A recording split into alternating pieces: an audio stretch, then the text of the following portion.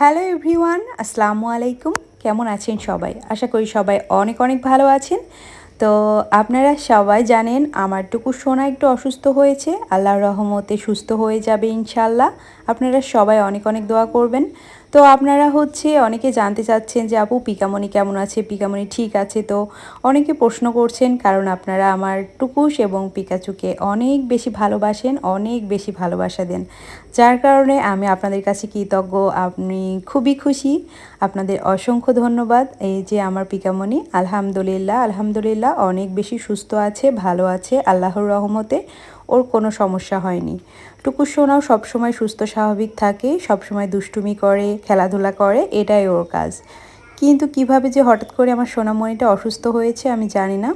একটু অ্যালার্জির প্রবলেম হয়েছে, যেটা আর কি চুলকনি থেকে ফাঙ্গাল হতে পারে। তো যেহেতু অ্যালার্জির সমস্যা, চুলকানি, সেই কারণে কানের আর নাক